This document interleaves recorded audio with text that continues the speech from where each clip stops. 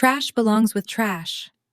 That was the sentence my mother chose to carve into my wedding day, spoken into a microphone with a smile sharp enough to draw blood. She stood in the center of the reception lights, blazing music still echoing, holding up the old yellowed passbook my grandmother had slipped into my hand just minutes earlier. Grandma's fingers had trembled when she pressed it into my palm beneath the table, her whisper barely audible over the laughter and clinking glasses. "Don't tell anyone yet, sweetheart." There was something urgent in her eyes, something calculated, as if she were entrusting me with a secret that could cut both ways. I didn't even have time to process it before my mother noticed. She snatched the microphone after the toast, her voice loud, theatrical, cruel. She mocked the gift, waved it high for everyone to see, then declared that trash belonged with trash. With a dramatic flick of her wrist, she dropped it straight into the nearest bin. The room exploded with laughter, applause, camera flashes.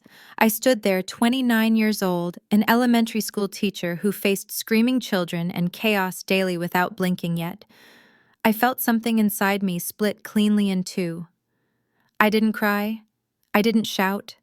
I walked to the bin, ignored the sticky frosting and spilled champagne, reached in and pulled the soggy passbook back out. I held it to my chest and walked away from my own reception without a single backward glance. The next morning I stood inside First Seattle Bank, the passbook sealed in plastic, its pages warped and stained. The teller typed in the account number, then froze.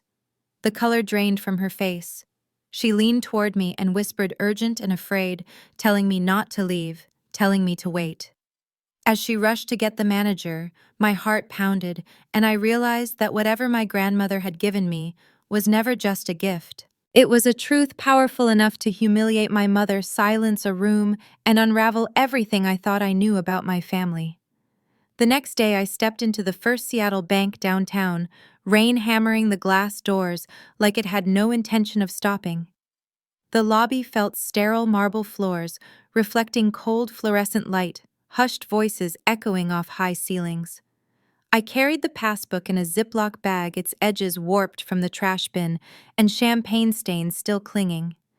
As an elementary school teacher, I'm used to keeping my face neutral, while chaos erupts around me, kids screaming, parents yelling, me quietly restoring order. But standing at that counter, I felt the mask slip just a fraction.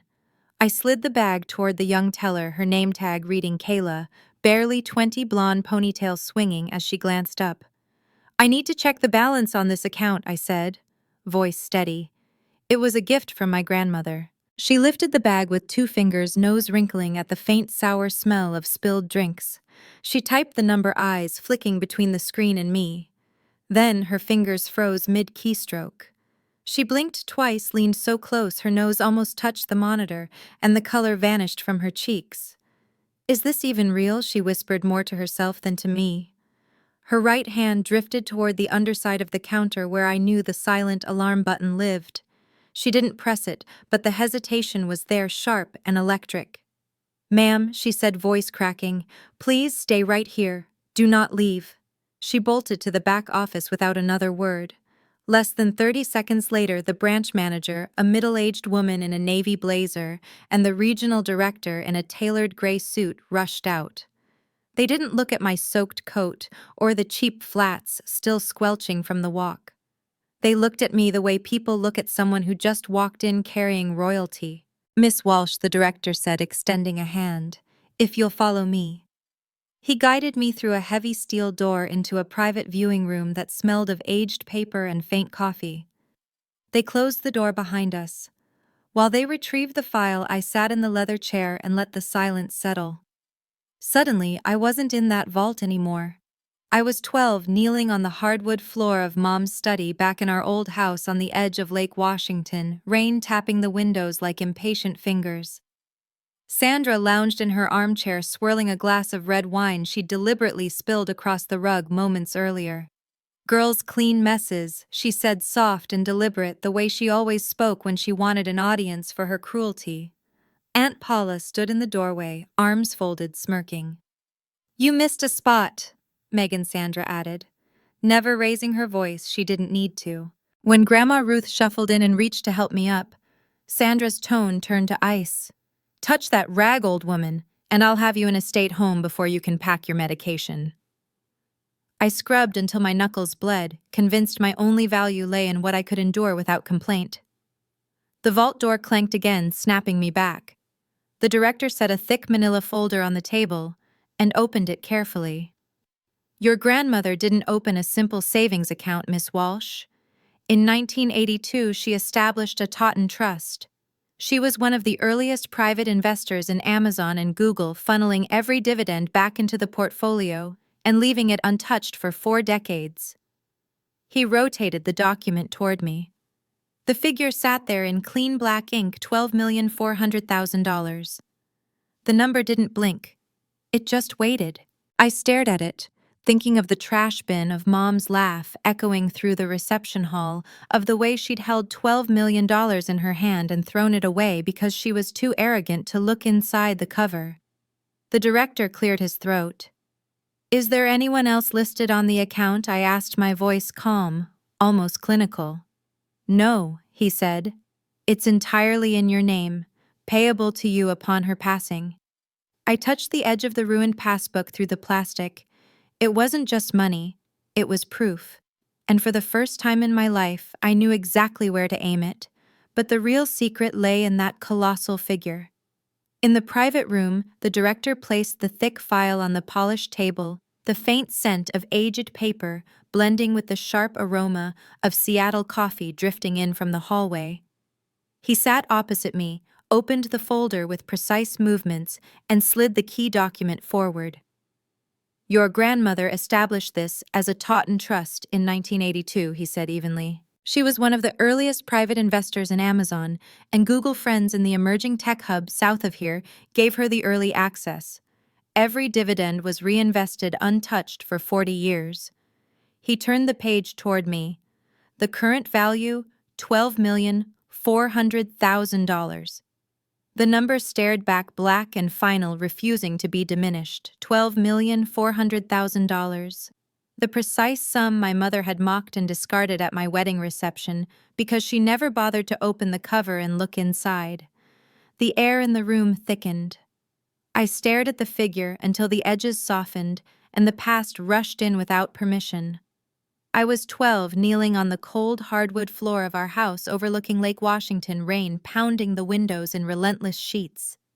Mom had knocked over a full glass of red wine on purpose, the stains spreading fast across the floor she'd just had me polish that morning.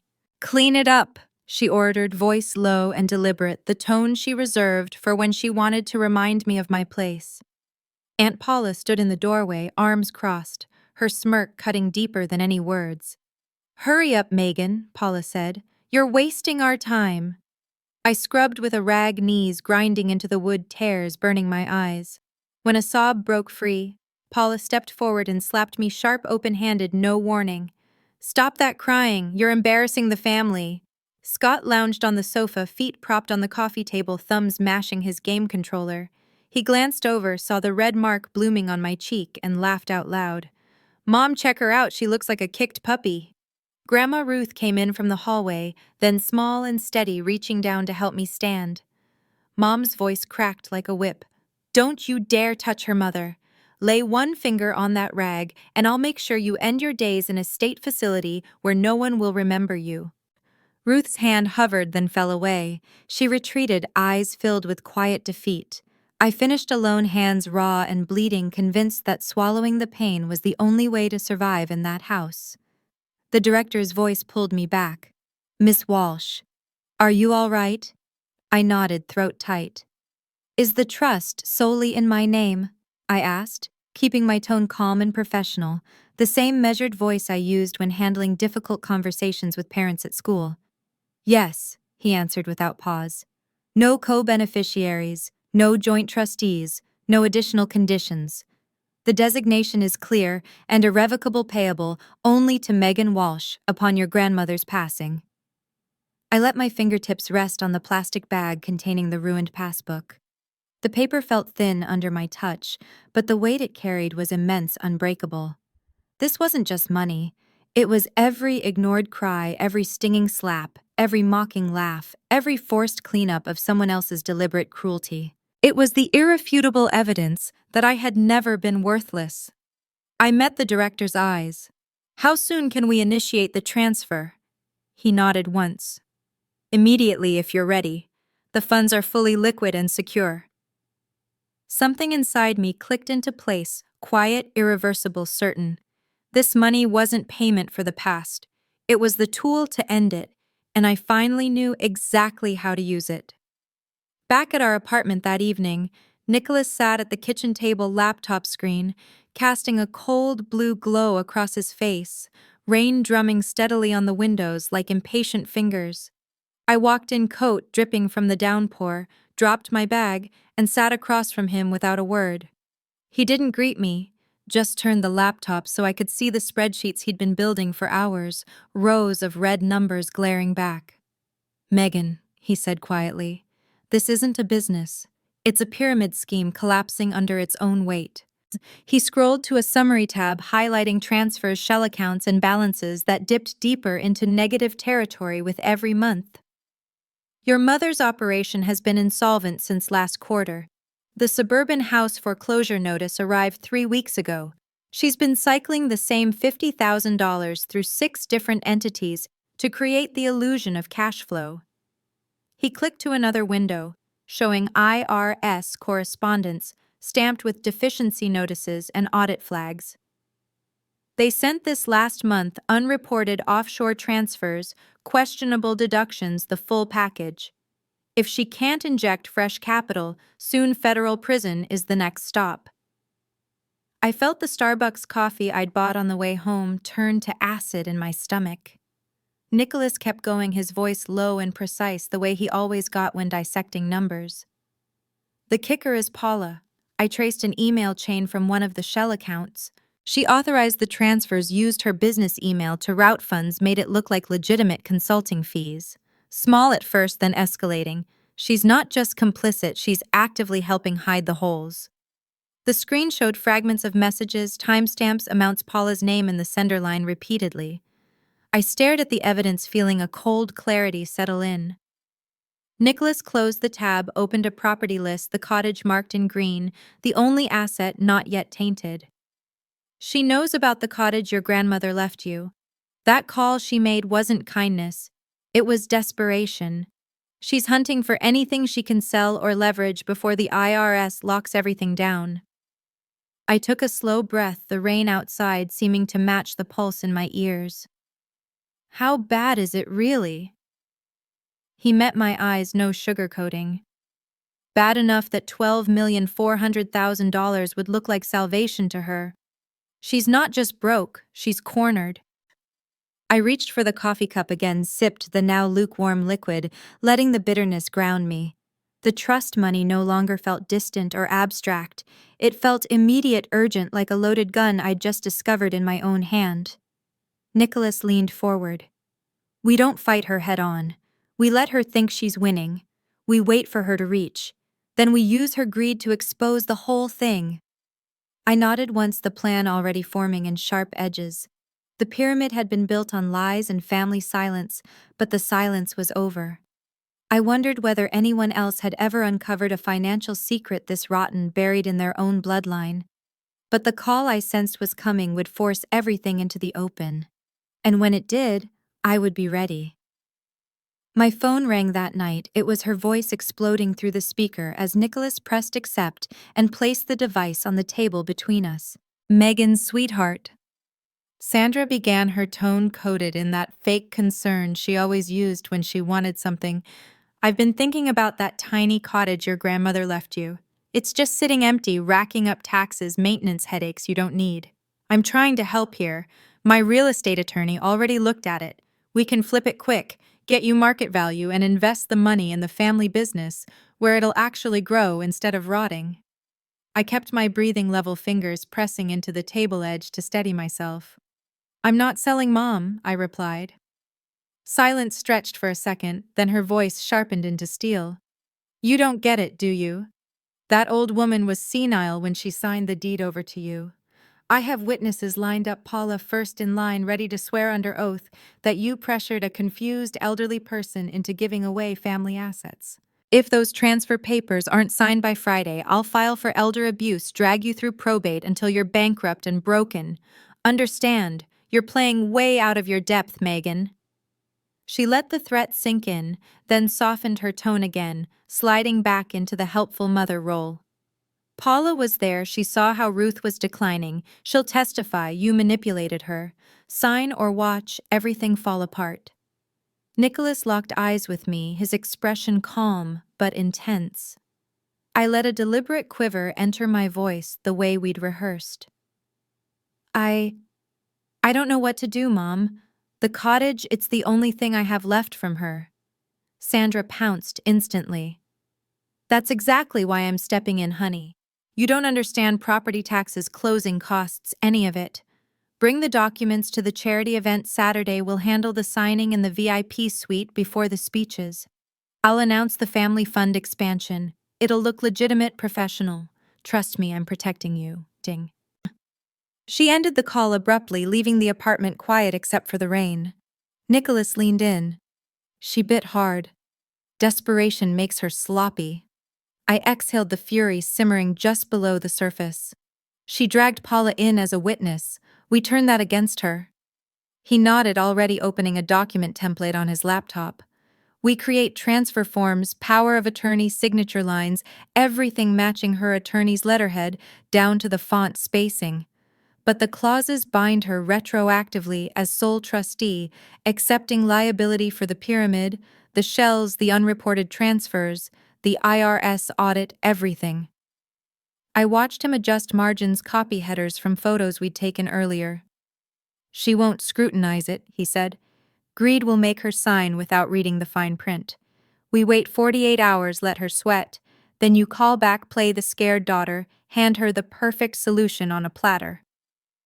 I stood paced to the window, rain streaking the glass in long silver lines. The $12,400,000 no longer felt like distant security. It felt like immediate power, sharp and ready. Nicholas printed a draft page, checked alignment against the real documents. 48 hours, he repeated. "That's the window. This decides everything." I nodded the strategy, locking into focus, cold and clear. The cottage wasn't just real estate anymore. It was bait, and Sandra was already lunging for it. I waited 2 days before calling back, heart hammering under the constant Seattle rain that blurred the city lights outside our window. Nicholas sat next to me at the kitchen table, phone already on speaker, his hand resting lightly on my arm for support. I dialed. Sandra answered instantly, her voice eager, almost hungry. "Megan, is that you, honey? I knew you'd see reason."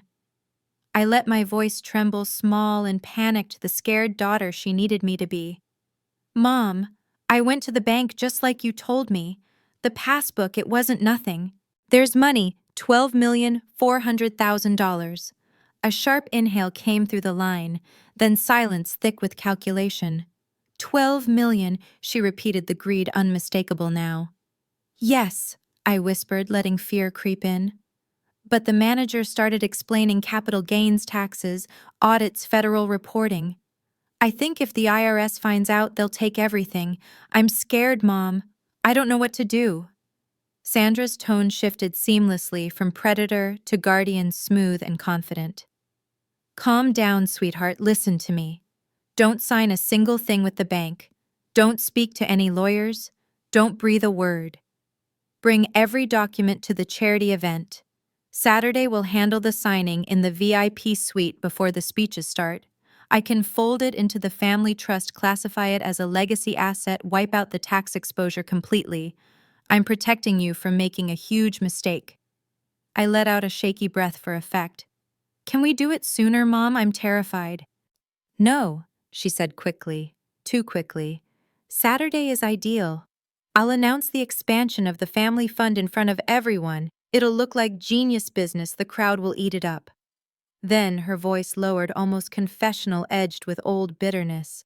"You know your grandmother always despised me. She never believed in me, never thought I deserved anything. That's why she skipped me and left it straight to you to rub my face in it. But now we can turn it around, make it ours, make it right." The words landed heavy, raw, unexpected. I swallowed hard, keeping the act intact. I didn't realize she felt that strongly. She did, Sandra snapped, the resentment clear. Always looking down on me, judging me. But Saturday changes everything. You'll bring the papers, we'll sign, it'll be perfect.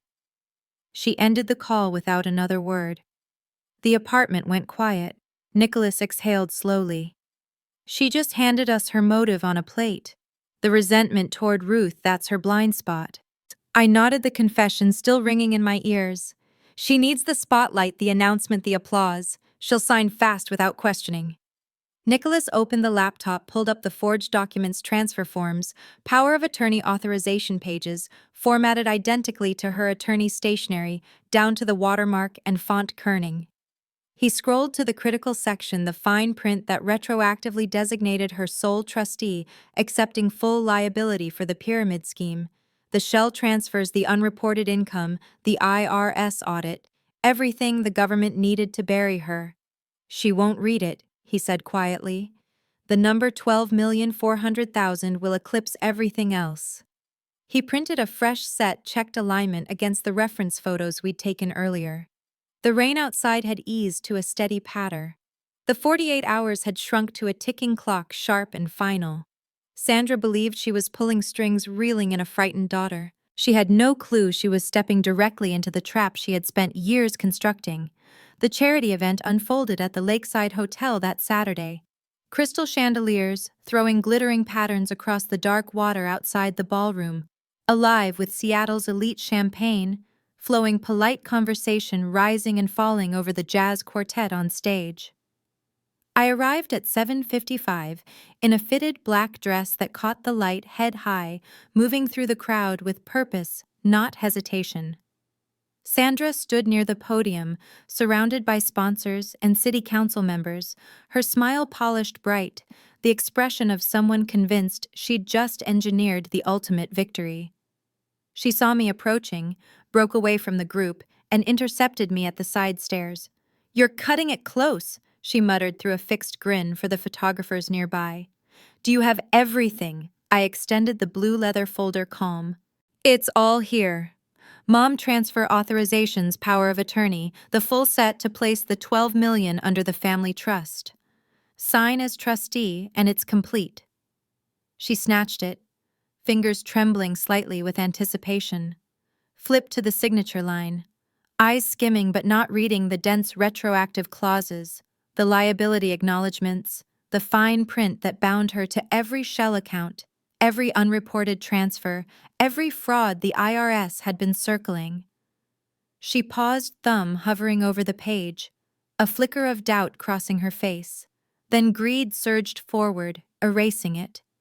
She uncapped her gold Mont Blanc, signed with a flourish, handed the folder back, already turning toward the stage.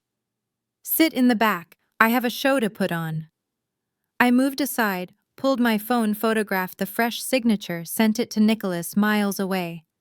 He appended it to the whistleblower submission, uploaded it to the DOJ portal in seconds. Sandra ascended the steps, microphone in hand, spotlight catching her like a crown.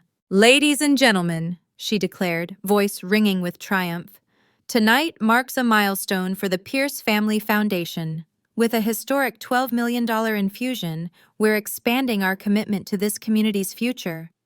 Applause erupted. She basked in it, arms raised, claiming the money as her visionary stroke. She was confessing live on stage in front of 500 witnesses, linking herself irrevocably to decades of deception. My phone vibrated, DOJ receipt confirmed. The enormous LED screen behind her flickered, the foundation logo vanishing, replaced by the stark Department of Justice seal, red letters, blazing, "Federal asset seizure in progress. Case 22-947. The clapping collapsed into stunned silence. Sandra turned, confusion hardening into alarm. "What the hell is this?" she snapped into the mic. The ballroom doors flew open. 6 IRS agents in dark suits advanced down the aisles, purposeful, silent. "Sandra Pierce," the lead agent announced. "Step away from the podium." She gripped the microphone tighter, knuckles white. "Do you have any idea who you're dealing with?" "We do," the agent replied flatly. You're the sole trustee who signed an affidavit assuming full liability for 20 years of unreported offshore accounts, fraudulent schemes, and tax evasion. Sandra whipped toward me, face contorted. She set me up my own daughter. The agent didn't flinch. Tell it to the grand jury. Handcuffs snapped shut, metallic click echoing through the sudden hush cameras flashing as agents escorted her down the steps, her gown dragging the illusion of power stripped away in real time. Paula stood frozen near the bar, champagne flute trembling in her hand, face drained of color as two agents approached. Paula Pierce, you're detained for questioning regarding your involvement in the unauthorized transfers. Paula stammered. This is a mistake, her voice cracking. The usual composure shattered into raw panic. Whispers spread through the room. Phones raised, recording the collapse of someone who'd entered believing she controlled the night. The chandeliers continued to sparkle, the lake outside reflected calm, but inside the ballroom the facade had crumbled. Sandra had signed her own condemnation right there under the lights. The trap had snapped shut. The VIP door slammed shut right after the agents dragged Sandra away, the metallic click echoing in the sudden quiet like the final note of a broken symphony. Scott burst through seconds later, face crimson with fury and terror, eyes locked on me as he charged, fists raised high. You destroyed us, you traitor! He roared, swinging wildly for my face. I flinched back. Nicholas surged forward, catching Scott's arm, mid-arc, twisting it behind his back with practiced force. Scott yelped, the momentum carrying him to his knees, the fight evaporating in an instant. Nicholas pinned him down, knee on his spine, hand firm on his neck. Stay down, Nicholas warned, voice low and lethal. Scott thrashed once, twice, then the rage shattered into sobs, tears streaming as his body shook. Sister, please, he choked out, voice cracking high and desperate. Please don't let them take me. I didn't mean it. Mom made me do everything. I was scared, I had no choice. Mercy, sis, mercy. His pleas dissolved into incoherent begging. The mocking brother who'd laughed at my pain, now reduced to a trembling heap on the marble floor. Agents rushed in, two more, securing Scott's wrists with cuffs while another pulled Nicholas off gently. He's detained for assault and interference, the lead agent stated, reading Miranda rights in clipped monotone. Scott kept crying, Tell them, sis, tell them it was all Mom, as they hauled him out, legs dragging. The room cleared, leaving only the muffled chaos from the ballroom beyond the door. 3 weeks passed, the consequences landing with cold precision. Sandra was denied bail, the judge citing her flight risk and the scale of the fraud. She remained in federal custody, awaiting trial on charges of tax evasion, wire fraud, conspiracy, and running a pyramid scheme. Her empire liquidated asset by asset. Scott accepted a plea deal: probation, mandatory counseling, community service, no inheritance, no safety net, just the long grind of rebuilding from nothing. Paula's consulting firm severed ties the day IRS agents arrived at their offices. Her name linked to the shell transfers costing her the job, the reputation, the life she'd built on the edges of Sandra's schemes. She disappeared from every social circle, quietly erased. I settled into the small cottage Grandma Ruth had left me on the outskirts of Seattle. The roof repaired, the ivy cleared the porch overlooking the lake where rain fell soft and steady most days. One evening, I sat outside with the blue leather folder, the affidavit Sandra had signed, in her greedy haste, the document that had sealed her fate. I struck a match, watched the flame catch the corner, the paper curling, black smoke rising into the damp air. The ink faded as fire consumed the clauses, the lies, the false authority. When only ash remained, I scattered it over the water, letting the wind and rain dissolve what was left. The $12,400,000 rested in secure accounts, growing quietly untouched while I returned to teaching. Still, Megan, still living simply, but no longer invisible, no longer enduring. The money never became the focus. It stayed protection, a shield against anyone who might try to break me again. Family isn't blood. It's the people who stand with you when the doors slam, when the cuffs click, when the masks fall away. It's the one who shields you, not the ones who demand you kneel and clean their spills. Justice doesn't arrive through vengeance. It comes from the quiet strength you forge inside yourself, and from laws that finally expose the truth, no matter how long it's been hidden. I looked at Nicholas beside me, hand warm in mine, the rain tapping a calm rhythm on the porch roof. I wondered whether anyone else had ever seen justice play out in their family this way, whether it felt like balance or simply the end of a long silence. Thank you all for taking the time to watch the video. If you found this story meaningful, don't forget to leave a comment sharing your thoughts, and subscribe to the channel so you don't miss any upcoming videos.